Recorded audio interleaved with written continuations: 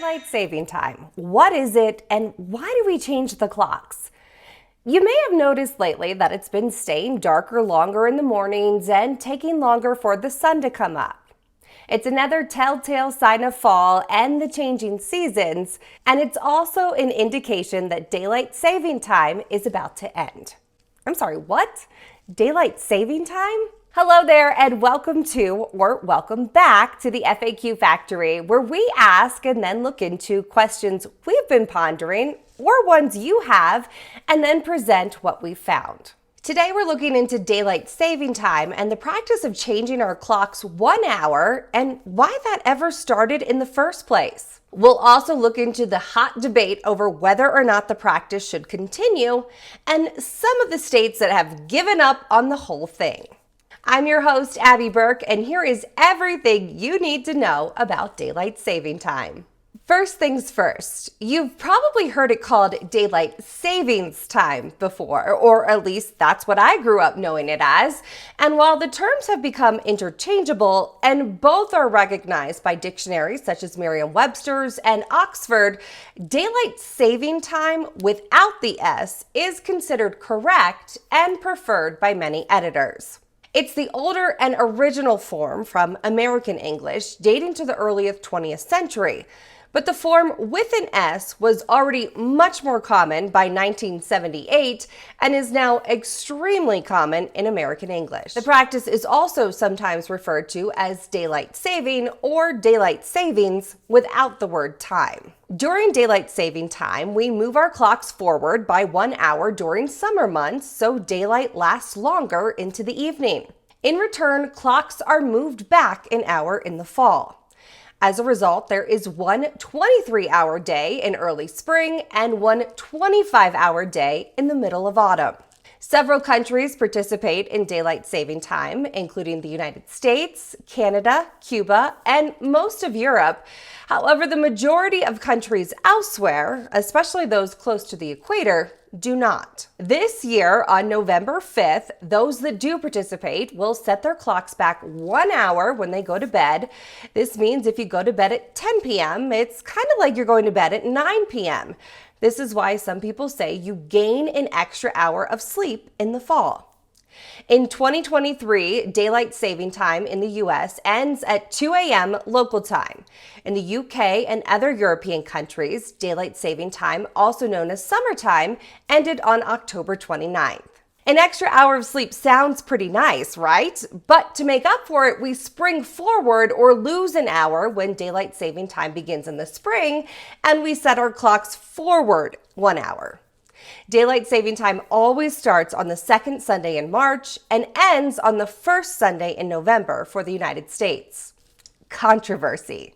Daylight saving time has actually been quite controversial from its beginning, with many countries adopting and rejecting it many times. Egypt just announced in March it would reintroduce it after a 7-year hiatus to rationalize energy use. Japan considered adopting the practice in 2020 for the Olympic Games, but rejected the proposal due to a lack of public support.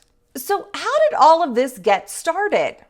You may have heard it was for farmers so they could have more daylight for the harvest. But the idea of changing the clocks with the seasons can actually be traced back to at least the late 19th century when New Zealand entomologist George Hudson proposed it to conserve energy and extend summer daylight hours, something which would have benefited his own hobby of collecting insects after work. There was also a satirical letter written by Benjamin Franklin all the way back in 1784 where he proposed aligning waking hours to daylight hours to conserve candles. While the farmer myth took hold, many farmers actually oppose daylight saving time and say it's disruptive to their schedules. The idea of daylight saving time didn't gain traction until World War I, when European states were trying to conserve fuel.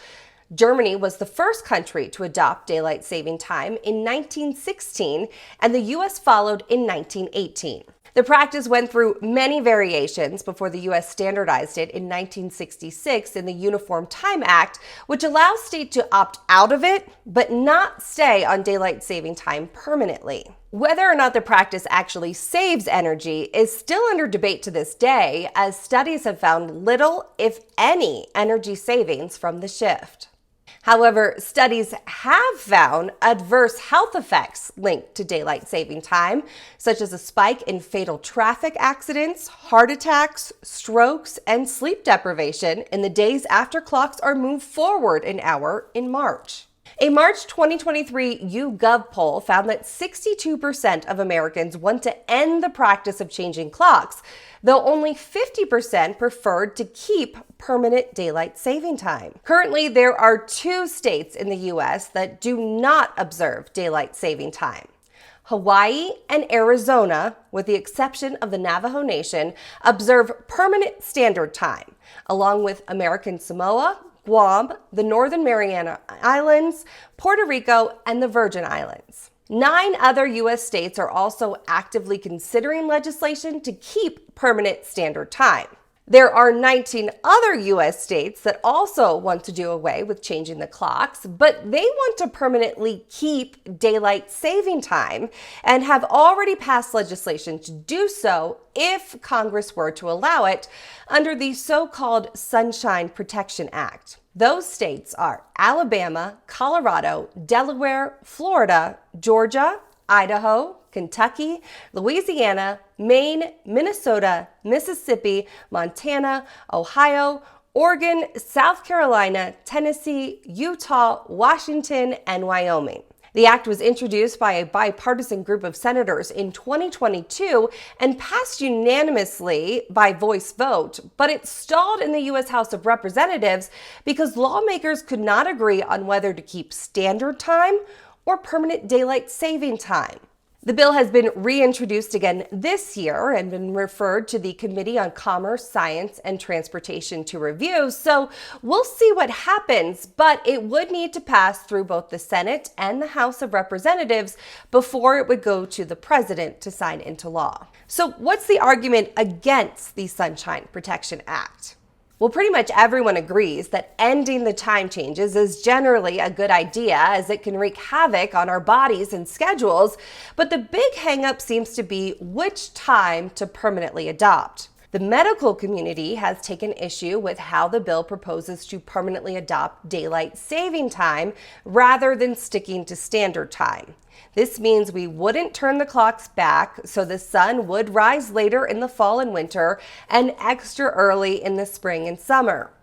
According to some doctors and scientists, standard time is better for our health, as our internal clocks are more aligned with getting light in the morning, which sets us up for better sleep cycles. But the bill's sponsors want permanent daylight saving time, which would lead to more light in the summer evenings.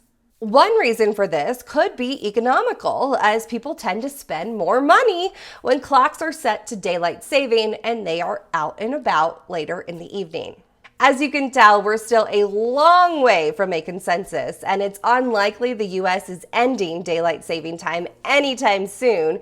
So we fall back again this year and prepare to spring forward again in March. Daylight saving time will resume on Sunday, March 10th, 2024 in the U.S., so mark your calendars. But we want to know what you think. Which do you prefer? Daylight saving time or standard time? Let us know in the comments below. And if you enjoyed this video, make sure to like and subscribe. We'll see you next time, and as always, keep questioning.